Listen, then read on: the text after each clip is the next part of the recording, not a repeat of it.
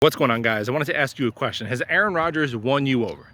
Has he won you over? Because there's been a seismic shift in Jet Nation that was I was reminded of it when I came across a tweet by Cali Jet on Twitter. Really good follow, good guy.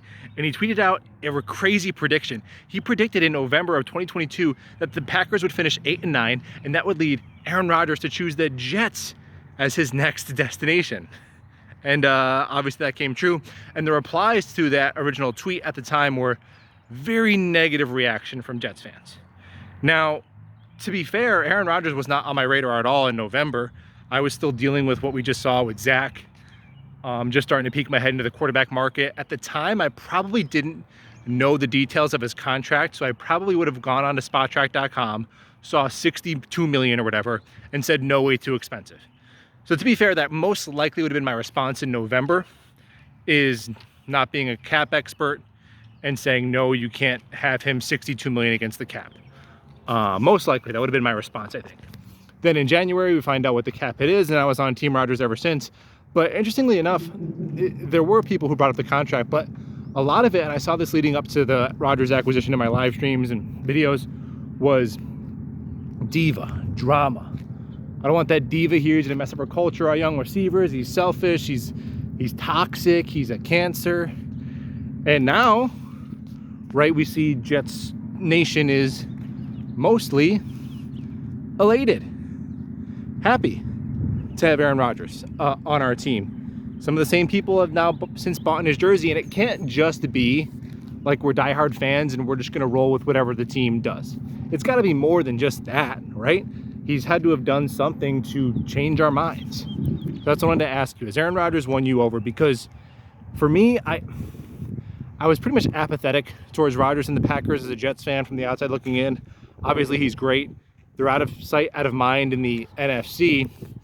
But I guess I never quite understood the hatred for the man. The hatred, especially by like seemingly bigger media companies, that whenever they talk about it on ESPN or NFL Network or NBC, they just hated the man. Selfish, drama, diva.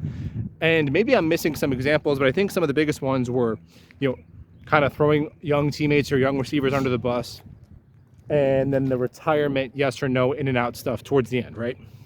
And Tom Brady would chew people out all the time, cursing, throwing helmets. A false start would send Tom Brady into near cardiac arrest. And I watched a great NFL Films documentary on the Indianapolis Colts and their heyday with Peyton Manning. And Peyton Manning and Jeff Saturday would go at it on the sideline, cursing each other out, F-bombs all the time.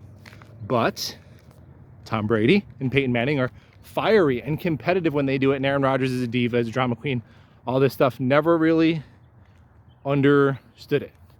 That never passed the sniff test for me. And in terms of retirement, yeah, what quarterback in their late 30s is retirement not a thing? Big Ben talked about it every year down the last 3. Brady literally retired and then unretired. But that's not drama, that's not diva. That's only when Aaron Rodgers does it. So now that he's here, now that you've kind of gotten to see him for ourselves a little bit up close and personal, right? See him interacting with teammates, see him not taking Joe Namath's number and paying respect there, see him showing up to voluntary work, right? Is those things to me have made me feel way more optimistic about Aaron Rodgers' time with the Jets, even though I was never somebody who hated the guy. I never quite understood that part.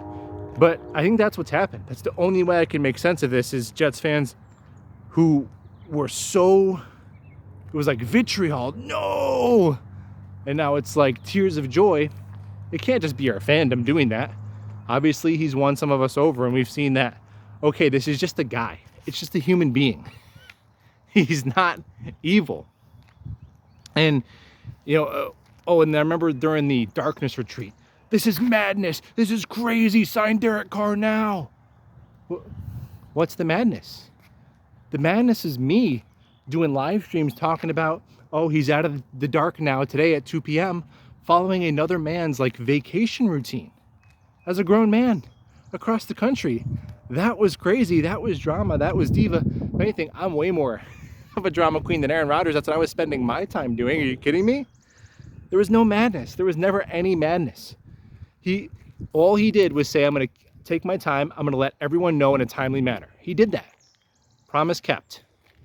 Then what's the next big hurdle? Joe Namath the number. That's clutch. Then OTA, like every little possible thing. He hasn't played a game yet. I understand that. He hasn't played a game. But every little possible thing, speed bump, or little test that he's had so far, to me, he's aced. He's aced. And I think he's just shown that for whatever reason, these media companies don't like him. And I think a lot of it's just kind of made up. That's really where I'm at with it. I don't understand why he is a horrible person, but when Tom Brady gets to retire and unretire and chew out teammates and all that, that's totally fine. This doesn't make any sense to me. And none of that stuff was ever a reason to settle for a mediocre quarterback. So if you were one of those Jets fans who were maybe on the fence or maybe felt some of those ways about him, has he changed your mind? Because for me, he's definitely, I'm glad he's our quarterback. I'll say that. Seeing him in Jets green and hearing him talk about this team, I'm glad he's our quarterback. Let me know what you thought about it at the beginning, and if you changed your mind since then. Go Jets. We'll talk ball soon.